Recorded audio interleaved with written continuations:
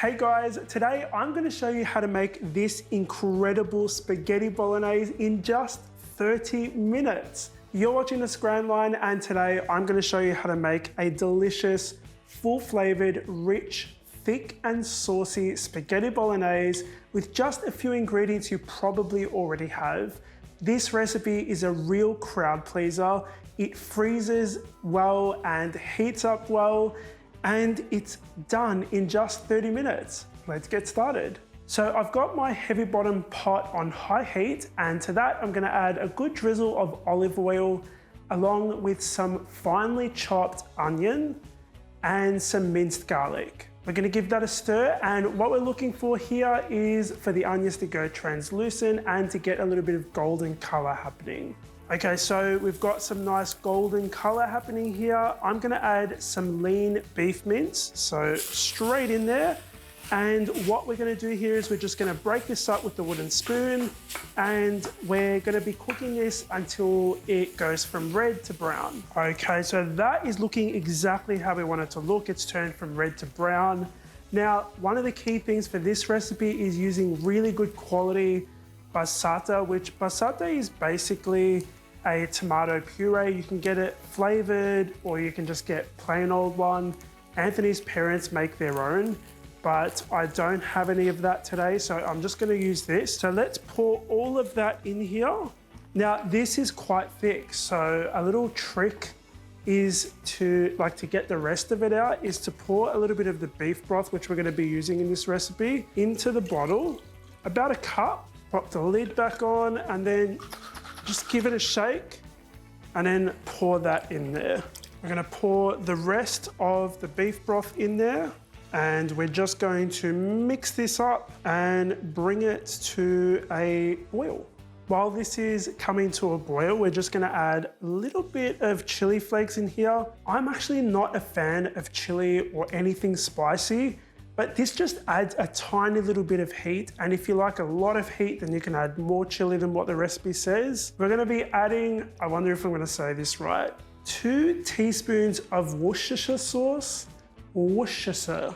We're gonna add a little bit of tomato paste. So it's basically just concentrated tomato. So about 2 or 3 tablespoons of that. The next thing we want to do, of course, is season this. So a good pinch of salt and a good amount of cracked pepper. You want to stir that in, and we're going to let this continue simmering for about 5 minutes. We want to kind of get all those flavors to get to know each other in the pot, and then I'm going to show you the next step.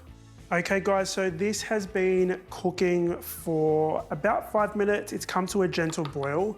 If you could smell my kitchen right now, it smells absolutely incredible.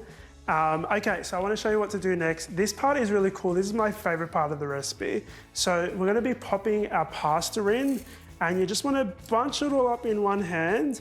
You're going to pop it in the center, and it's always a bit of a leap of faith here, but you're just going to let it drop, and it fans out everywhere. It is so cool. So let that sit there for about a minute or two. The pasta at the bottom will continue softening, and you can even push it in a little bit now, but just sit it there for a couple minutes. It'll soften, then you can start pushing it down with your wooden spoon. And we're gonna continue cooking this for about 5 or 6 minutes. Then we're gonna lower the heat to medium, continue cooking for another 3 minutes, and then it's done. That's it. That's how quick and easy it is. By the way, guys, as this continues cooking, you'll notice that the sauce actually thickens once you put the spaghetti in. So when I first made this recipe, I was like, oh no, I'm gonna have the waterier sauce. But this actually thickens up really nicely.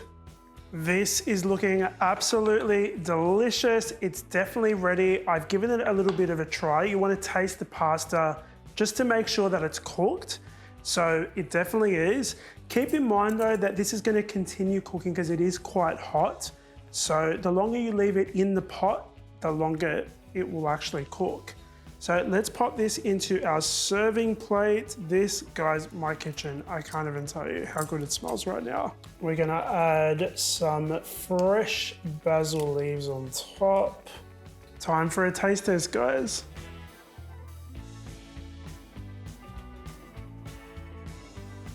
Oh my goodness. I think I'll have another one. God, I just can't stop eating this. I cannot believe that something that takes from start to finish 30 minutes to make tastes this good. Anthony and I are gonna have this for dinner tonight.